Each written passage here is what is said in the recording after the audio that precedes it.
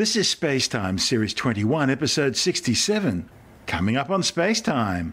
A new survey shows Earth's ingredients are fairly typical. Astronomers blown away by the magnitude of an historic interstellar blast. And concerns rising as the Mars Opportunity rover remains silent. All that and more coming up on SpaceTime. Welcome to SpaceTime with Stuart Gary.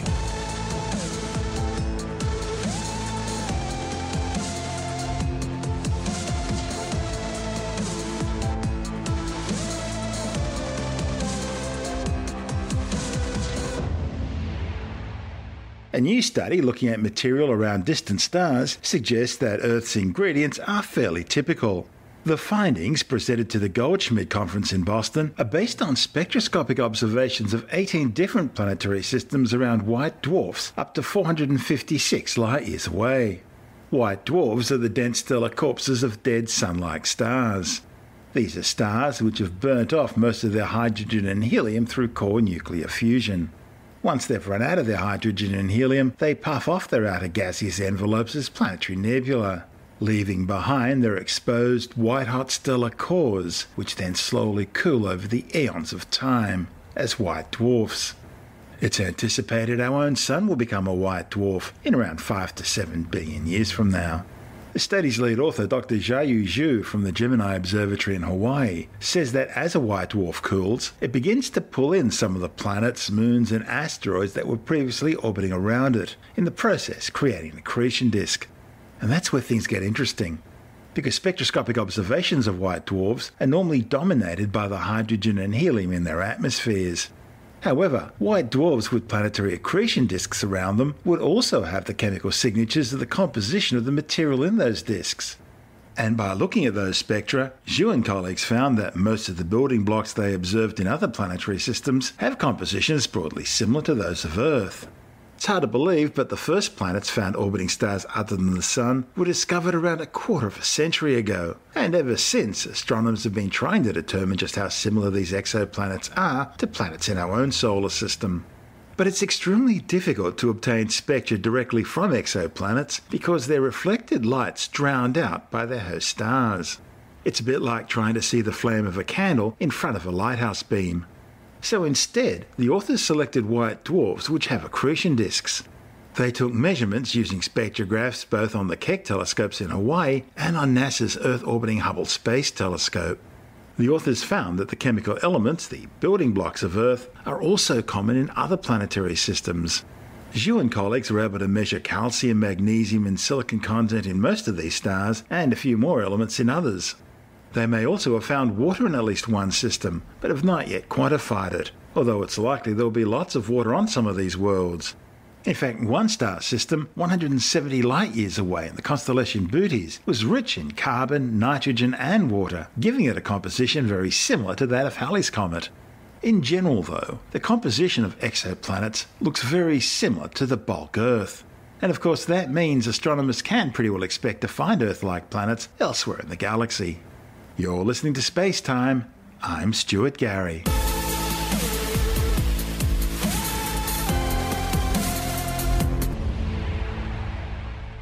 Okay, let's take a short break from the show now to talk about our sponsor, The Great Courses Plus. Believe it or not, I really was a fan of The Great Courses Plus long before they became a sponsor of our show. That's because what they do fits in perfectly with my own personal joy of learning. So it shouldn't come as a shock to you to find out that watching or listening to The Great Courses Plus really is one of those great little pleasures in my life, something I really look forward to.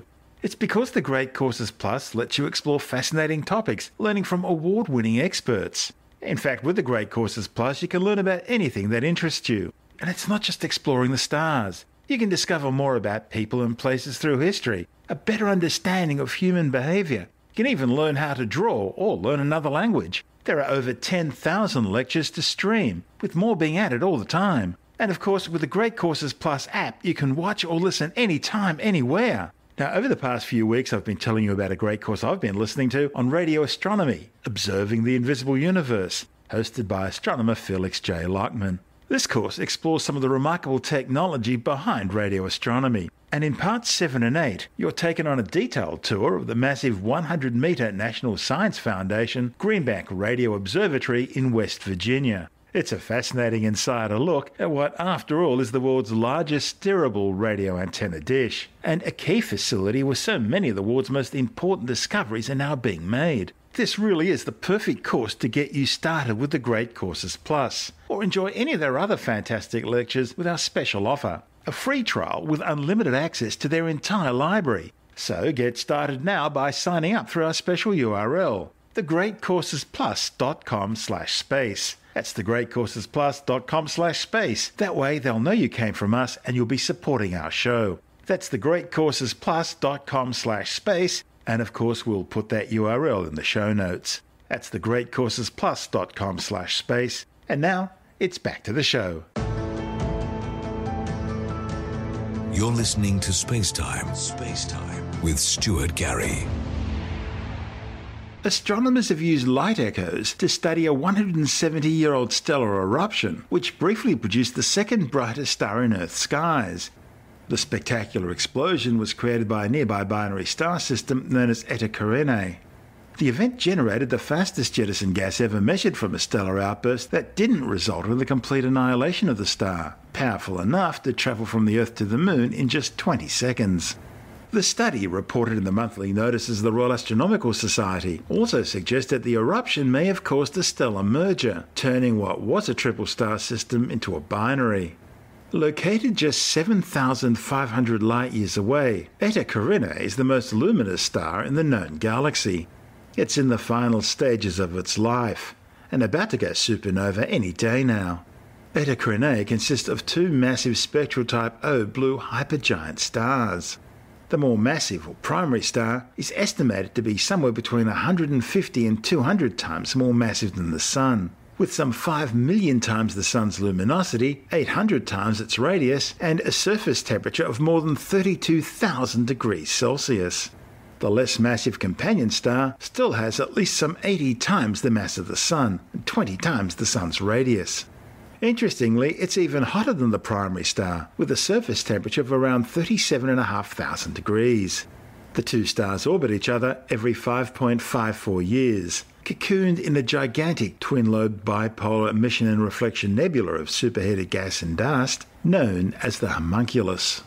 Both Eta Carinae and its surrounding shroud of dust generate huge amounts of infrared radiation, making it by far the brightest infrared source in the sky. Eta Carinae will most likely undergo a core collapse supernova explosion sometime within the next 500,000 years or so, and more likely sooner rather than later. When it does go supernova, it'll be so bright it will be clearly visible from Earth even in daylight, and may become brighter than the Moon for months on end. The eruption 170 years ago, which produced the light echo, released almost as much energy as a normal supernova explosion would. However, in this case, a double-star system remained, playing a crucial role in the circumstances which led to the colossal blast. So, over the past 7 years, a team of astronomers led by Nathan Smith from the University of Arizona and Amin Rest from the Hubble Space Telescope Science Institute in Baltimore, Maryland, have been working hard to determine the extent of this extreme stellar blast by observing light echoes from Eta Carinae and its surroundings. Light echoes occur when light from a bright, short-lived event is reflected off distant clouds of dust, which act like distant mirrors, reflecting light in our direction. And just like an audio echo, the arriving signal of the reflected light has a time delay after the original event due to the finite speed of light. In the case of Eta Carinae, this bright event was a major eruption of the star which expelled a huge amount of mass back in the mid-1800s during what's known as the Great Eruption. The delayed signal of these light echoes has allowed astronomers to decode the light from this eruption using modern astronomical telescopes and instruments, even though the original eruption was seen way back in the mid-19th century, at a time before modern tools like astronomical spectrographs were invented. Smith describes light echoes as being beautiful because they're the next best thing to time travel. They give astronomers the chance to unravel the mysteries of a rare stellar eruption that was first witnessed 170 years ago, but by using modern telescopes and technology. And this was very much a behemoth stellar explosion from what is a very rare monster star, the likes of which have not been seen since in our Milky Way galaxy. This outburst was so huge it expelled some 10 times more mass than our entire Sun, in the process forming those bright dumbbell-shaped glowing gas clouds known as the homunculus. The authors used the 8-metre Gemini South Telescope, the 4-metre Blanco Telescope and the Magellan Telescope to decode the light from these light echoes to better understand what actually happened during this spectacular event. Rest says the Gemini spectroscopy data helped pin down the unprecedented velocities, clocking them at between 10,000 and 20,000 kilometres per second. High velocities of this nature are usually only seen in supernova explosions involving the destruction of the original star. However, in this case the star survived, and explaining how that happened has led astronomers into new territory. You see, something must have dumped a lot of energy into the star in a really short amount of time. The authors hypothesise that the only way to produce what's now visible would involve an interaction between 3 stars, during which 2 of these stars merge together to form a new, more massive star, in the process giving us the binary system we see today. Understanding the dynamics and the environment around the larger stars in our galaxy is one of the most difficult areas of astronomy. Some types of supernovae have been known to experience eruptive blasts just like that experienced by Eta Carinae only a few years or decades before their final cataclysmic explosion. To find out more about this story, Andrew Dunkley is speaking with astronomer Dr. Fred Watson from the Department of Science. An explosion that happened about 170 years ago. What's really interesting is that we can still see it because the effects of that explosion have bounced back, and astronomers today are now being in a position to analyse that data, which is quite amazing. But what's the story behind this original explosion? Something weird happened from what I understand.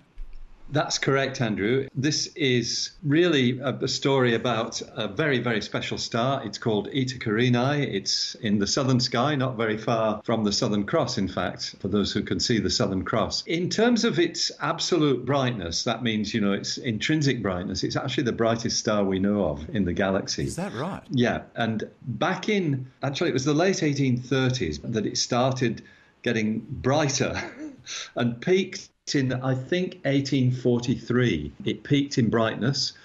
Of course, astronomers were observing it without really understanding what was going on. But it got to be the second brightest star in the sky after the bright star Sirius, which is still the brightest star, and then started fading away. So 1843 or thereabouts, it was brighter than, in fact, its brightness was about 6 million times the brightness of the sun. So, really? Wow. Yeah, it's not, we're not talking about, it's a little bit brighter. It was 6 million times brighter. It's a phenomenal object. The story then goes, I guess, forward throughout the 20th century when this object was observed photographically and eventually with the spectrograph, the instrument that analyzes the light from target stars and galaxies. And we now know, particularly from Hubble Space Telescope pictures, that this star has produced outbursts of material which are glowing quite brightly in a nebula cloud of gas around the star itself. And in fact, even with a modest-sized telescope, relatively, I suppose, a relatively small amateur telescope, not something that most people would have. It would be rather the province of amateur astronomers. But even with a telescope like that, looking through it, you can see this kind of orange glow, which is the nebula that is being illuminated. Back in the 1970s, a friend of mine who sadly is no longer with us, who was a great astronomer and a great popularizer of astronomy, David Allen, his name was. His name is enshrined now in the David Allen Prize, which is an award for science outreach by the Astronomical Society of Australia.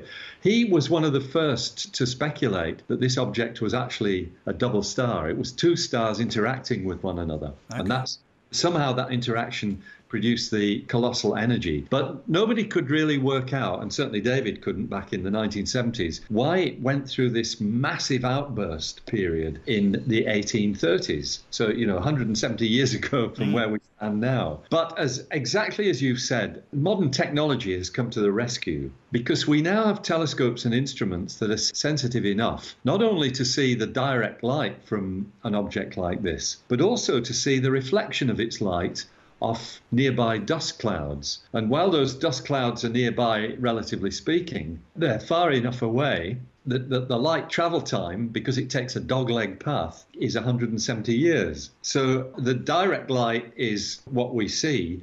But if you put a dogleg in the path by reflecting that light off a dust cloud, then, as has happened now, that allows you to see back exactly what was going on 170 years ago, because the light travel time has been increased by 170 years. You're looking puzzled. No, Andrew. I'm not. I'm just thinking of the situation. So you've witnessed the event with direct path of light. Exactly. And because the light travels out in all directions. Yeah. Some of it has bounced off something like a cloud and then hit Earth, and it's travelled almost twice the distance or thereabouts or whatever. In fact, yeah, that's right, or whatever. Yeah. It actually, I should say, this thing is about, I think it's round about 6,000 light years away. Wow. So what you do, so it's already, the light that you see directly has taken 6,000 years to get here. This dogleg path that is taken because light reflects off a nebula is only adding 170 years to that, but it's enough to let you see the outburst. I think this is an almost magical technique, and it's been used a lot. And David Allen actually was one of the pioneers of this type of observation back in the with supernova 1987A. It's called a light echo, and in fact I've been writing about it recently for a new book that I'm working on, because I think it's just sensational that you can look at something and see the same light as was seen, hundreds of years ago, but it's taken this long way round, and you can now analyze it with the equipment that we've got today. And so amazing. It's spectacular. I think what I'm hanging out for, and I'm sure this will happen, there was an exploding star that created something we call the Crab Nebula, which is in the constellation of Taurus. Yep. And that star exploded in 1054. It was witnessed by Chinese astronomers. But I bet within the next 5 years, there will be new telescopes which can actually see the light echo from that. And that will allow astronomers to analyze the light that was being produced when this thing exploded. So this suggests that light from various events in history is still bouncing around out there, and exactly, who knows what we can find. Exactly right. It's all, the universe is full of these echoes. But back to Eta Carinae, yes. What's happened is the light echo has been observed. So we've seen the light that it was emitting when it was at its peak back in 1843.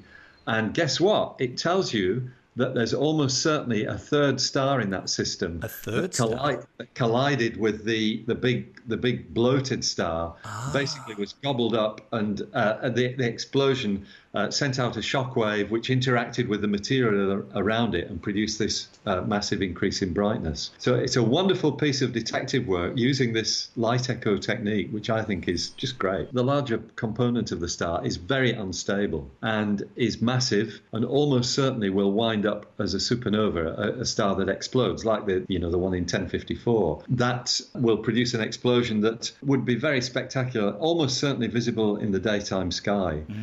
Would be so bright. It would release clouds of neutrinos and other subatomic particles. Hopefully we would be far enough away from it that we won't be fried, but it would still be a spectacular event. That's Dr. Fred Watson from the Department of Science speaking with Andrew Dunkley on our sister program Space Nuts. And this is Space Time. I'm Stuart Gary.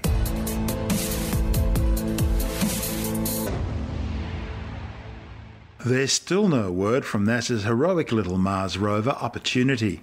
Oppy, as it's affectionately called, went silent on June the 10th as the red planet was enveloped in a global dust storm. The massive storm dramatically cut the amount of sunlight reaching the golf cart-sized six-wheel rover's solar panels needed to charge Opportunity's batteries. More than 2 months later now, scientists think the storm is finally starting to decay, meaning the sky should start to clear enough for the 15-year-old rover to recharge and phone home. Of course, the big problem is no one knows exactly how the rover's surviving until such time as it does try to make contact. Mission managers are optimistic. They've performed several studies on the state of the rover's batteries before the storm and the temperatures at its location. Because the batteries were in relatively good health before the storm, there's not likely to be too much degradation. And because dust storms tend to warm the environment, and because this storm happened as Opportunity's location on Mars entered summer, the rover should have stayed warm enough to survive. Engineers at NASA's Jet Propulsion Laboratory in Pasadena, California, are now looking for lower tau readings. Tau is a measure of how much sunlight is being blocked from reaching the surface. The higher the tau, the less sunlight's available. The last tower measured by Opportunity was 10.8 on June the 10th. By comparison, an average tower for this location on Mars would usually be about 0.5. Engineers predict Opportunity will need a tower of less than 2 before it will be able to recharge its batteries. That's of course assuming the solar panels themselves aren't caked in thick dust. A wide-angle camera on NASA's Mars Reconnaissance Orbiter will watch for surface features to become visible as the skies clear, thereby helping scientists estimate the tower. Several times a week, NASA's Deep Space Communications Network in Goldstone, California, at Canberra and in Madrid, Spain, will attempt to talk to Opportunity. The massive Deep Space Network antennas ping the rover during scheduled wake-up times and then listen out for signals sent from Opportunity in response. But so far, it's been silent. The Jet Propulsion Laboratories Radio Science Group also uses special equipment on the Deep Space Communications Network antennas which are capable of detecting a wider range of frequencies. So each day they record any radio signal coming from Mars over most of the rover's daylight hours, then search the recordings for signs of Opportunity. So, what's likely to have happened? Well, when Opportunity experiences a problem, it can drop into a number of different fault modes where it automatically takes action to maintain its health. Engineers will prepare for 3 possible key fault modes. Firstly, there's the low power fault mode. Engineers assume the rover went into a low power fault mode shortly after it stopped communicating on June the 10th. This mode causes the rover to hibernate and then wake up periodically to see if there's enough sunlight to let it recharge. If not, it goes back to sleep and tries again later. A more serious problem is the clock fault mode. If this happens, the rover doesn't know what time it is because its onboard mission clock has failed while in hibernation. Consequently, it doesn't know when it should be attempting to communicate with mission control back on Earth. If this happens, the rover's programmed to use environmental clues such as an increase in sunlight to make assumptions about the time. More serious again is an up-loss fault, and this could mean the communications system on the rover has simply stopped working. When it experiences this, Opportunity undertakes a self-diagnostic, checking equipment and trying different ways to communicate with Earth. Now, assuming mission managers do finally hear back from Opportunity, there could then be a lag time of several weeks before they manage to re-establish communications. And it may be several communication sessions before engineers have enough information to take action. Of course, the first thing to do is learn more about the state of the rover. The Opportunity team will ask for a history of the rover's battery and solar cells and take its temperature. If the mission clock's lost track of time, it'll be reset. The rover will then take a whole bunch of selfies to see whether dust from the storm may have caked on sensitive parts and test actuators to see if dust slipped inside, affecting its joints. Once they've gathered all this data, the team will then take a poll about whether they're ready to attempt a full recovery. And even if they do hear back from Opportunity, there's a real possibility the rover won't be the same again. The rover batteries could have discharged so much power and stayed inactive so long that their capacity's reduced. And if those batteries can't hold enough charge, that'll affect the rover's continued operations. It could also mean that energy-draining behaviours like running its heaters during winter could cause the batteries to brown out. Dust isn't usually much of a problem. Previous storms have plastered dust on the camera lenses, but most of that was shed off over time, and any remaining dust can be calibrated out. The Mars Opportunity rover was launched from the Cape Canaveral Air Force Station in Florida on July 7, 2003, 3 weeks after its twin rover Spirit. Opportunity landed in the Meridiani Planum near the Martian equator on January 25, 2004. Spirit had touched down 3 weeks earlier in the Gusev crater on the other side of the Red Planet. Both rovers were only designed to operate for 90 days in the harsh, freeze-dried Martian deserts. But both continued operating for years and years. In fact, Spirit continued operating for 2,269 days until finally getting bogged in a sand dune with its solar panels pointing away from the sun. Even then, it continued operating as a stationary science platform, sending its final message to Earth on the 22nd of March 2010, more than 6 years after its landing. And of course, Opportunities continued operating even longer, now covering well over 5,300 days and counting on the Martian surface, examining rocks and minerals, and travelling more than 45 kilometres to its current location in a valley leading off the rim of Endeavour Crater. I'm Stuart Gary. This is SpaceTime.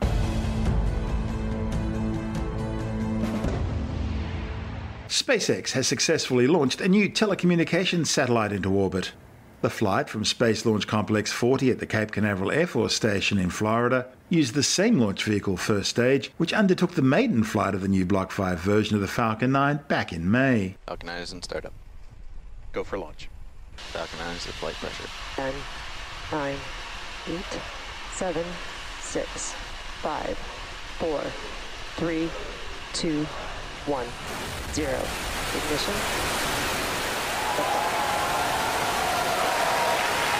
Falcon 9 has successfully lifted off. Coming up next, you'll hear max Q. Vehicles experiencing maximum dynamic pressure. That's the point at which the stresses on the Falcon 9 are highest than they are at any other point during the flight. Back engine chill. Everything is looking nominal right now. Now coming up, we're going to have 3 events happening in rapid succession. The first is MECO, which stands for main engine cutoff. That is where all 9 of the Falcon 9 first stage engines will shut down. That'll be followed by stage separation. That's where stage 1 will separate from stage 2. And then we'll have SCS1, or second engine start 1. That is where that MVAC engine, that Merlin vacuum engine on stage 2 is going to ignite and carry stage 2 onto orbit. We hear that MVAC chill is looking good. That's where we bleed a little bit of that super cold liquid oxygen into the engine. Set shutdown. MECO.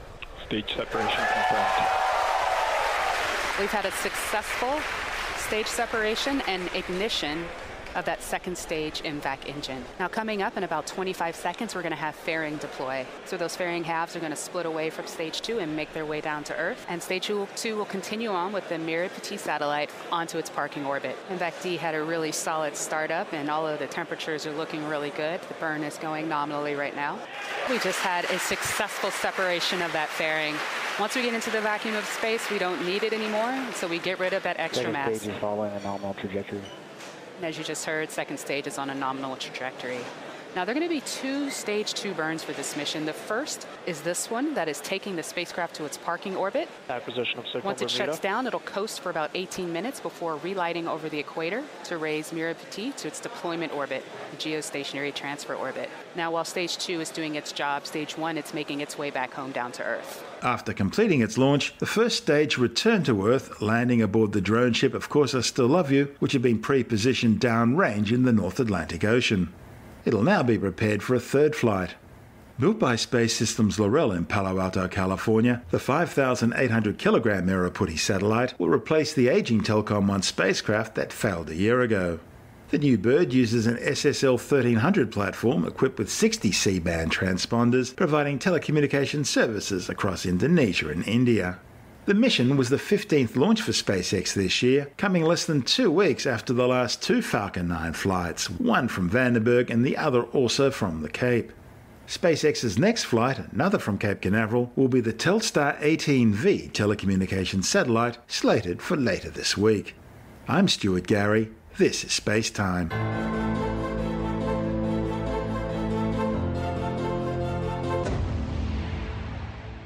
And time now to take another brief look at some of the other stories making news in science this week with a science report. A new study claims that eating carbohydrates in moderation seems to be optimal for health and longevity. The findings, reported in the journal Lancet Public Health, is based on observational evidence of more than 15,700 people across the United States. Researchers found that both low and high carb diets were associated with a small but significant increase in mortality. However, moderate consumers of carbohydrates had the lowest risk of mortality overall.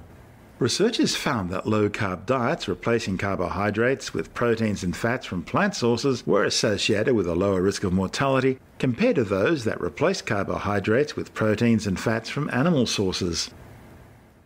In the largest study of its kind yet, scientists have confirmed that guys who wear boxers have higher sperm concentrations than those wearing tighter-fitting underwear, such as trunks or briefs. The findings, reported in the journal Human Reproduction, showed that as well as better fertility, boxers also led to lower levels of follicle-stimulating hormone compared to dudes who usually wore briefs or other tight-fitting underwear. Follicle-stimulating hormone stimulates sperm production and kicks into gear when it's needed to compensate for testicular damage caused by increasing scrotal temperatures or decreasing sperm counts and concentrations. A vigilant citizen scientist, together with Museums Victoria paleontologists, have discovered fossil evidence of a giant prehistoric shark that once roamed the waters of Victoria's surf coast. The fossils found in a boulder at Jan Junk included 7-centimetre long teeth from an ancient shark known as Carina augustidens. The size of the teeth suggests the shark could have been around 9 metres long. Now, by comparison, Carina, the modern-day great white or white pointer, commonly grows to around 6 metres or 18 feet with a usual weight of just under 2 tonnes, although reports of great whites reaching 7 or 8 metres in length are not uncommon.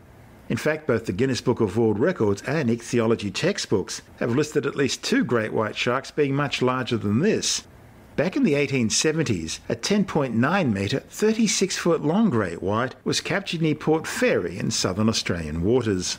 And in the 1930s, an even larger 11.3 metre great white, that's 37 foot long, was captured in New Brunswick, Canada. However, it's worth pointing out the science supporting both those claims is missing. Augustidens stalked the southern seas of Australia around 25 million years ago, and the new discovery represents only the 3rd set of Augustides fossils ever found. Teeth from several six-gill sharks were also recovered, providing rare evidence, according to the paleontologists, that they may have been feasting on the giant shark after it died. Augustidens lived just 2 million years earlier than Carcarocles megalodon, the 20-metre-long monster shark that roamed the world's oceans between 2.6 and 23 million years ago. A new study has found that Australian university students give far more credit than previous generations to the science of human evolution, and far less to creationism, divine guidance, or as it's called these days, intelligent design. The 32-year-long study, reported in the journal Evolution, Education and Outreach, provides an overview of annually assessed student opinions. Researchers found that a belief among students that an omnipotent, all-knowing God, being a creator or designer of human origins, has steeply declined from being the major view back in 1986 to being only a tiny minority view in 2017. Conversely, conviction that humans evolved without any divine involvement of any kind rose steeply over the same period to become the dominating view among students today. The scientific method involves observation, hypothesis, experimentation, analysis, and conclusion. You see, science is all about critical thinking. It's a search for the truth. Don't just take someone's word for it. Test the claim. See if it's factual and stands up, or if it's just a great steaming pile of woo. That's what skepticism and evidence-based science is all about, a search for the truth. And remember, scientific facts don't care if you like them or not. More fake science news claiming proof of a link between mobile phone use and cancer has made its way into the mainstream media. Oran Segev, president of Australian Skeptics, has the story. This is a Guardian article that was written by David Robert Grimes, who's a physicist working in cancer research. He analysed and responded to an article that was published a week earlier in The Observer, which is a sister publication of The Guardian. The original article linked mobile phone use to cancer and suggested that telcos suppressed the evidence for this link. Grimes analysed the claims and the evidence and showed that the article was nonsense, though he didn't quite use those words. As we ourselves discussed some time ago, there is no evidence that mobile phone use is linked to cancer, and indeed there is no known mechanisms that would lead to such a link. So he's analysed it, he's done a very good job, but the most important sentence in his article is actually related to skepticism. To quote it, the authors conclude by stating, quote, "A lack of definitive proof that technology is harmful does not mean that technology is safe. Yet the wireless industry has succeeded in selling this logical fallacy to the world," end quote. Such a statement raises questions regarding their grasp of the term logical fallacy. The onus here is on the authors to prove their assertion. It is sheer logical contortion to present the lack of evidence as a superficial supporting argument. That the authors attribute this lack of evidence for their claims to the machinations of a nebulous big telecom is indicative of a mindset more conspiratorial than skeptical. The reason I really like this is because it highlights something that is very important for people with a skeptical mind to remember, and that is the burden of evidence is on those making the claim. It is clearly, if somebody makes the claim that mobile phones cause cancer, then it is up to them to prove that claim. Now, that does not mean that research should not be done with an open mind on whether there is a link or there isn't a link. When somebody makes a claim that there is such a link, they have to show that the claim exists, especially when the mechanism seems so far-fetched. That's Aran Segev, president of Australian Skeptics. You're listening to Space Time. I'm Stuart Gary, and that's the show for now. You can subscribe and download Space Time as a free twice-weekly podcast through Apple Podcast iTunes, Stitcher, Bytes.com, Pocket Casts, SoundCloud, YouTube, Audio Boom, from spacetimewithstuartgary.com, or from your favourite podcast download provider. Spacetime's also broadcast coast to coast across the United States on Science 360 Radio by the National Science Foundation in Washington, D.C., and available around the world on TuneIn Radio. If you want more Spacetime, check out our blog where you'll find all the stuff we couldn't fit in the show, as well as loads of images, news stories, videos, and things on the web I find interesting or amusing. Just go to spacetimewithstuartgary.tumblr.com. That's all one word and in lowercase, and that's Tumblr without the E. You can also follow us on Twitter through @StuartGary, at Spacetime with Stuart Gary on Instagram, and on Facebook, just go to www.facebook.com/Spacetime with Stuart Gary. Spacetime is brought to you in collaboration with Australian Sky and Telescope magazine, your window on the universe. You've been listening to Spacetime with Stuart Gary. This has been another quality podcast production from Bytes.com.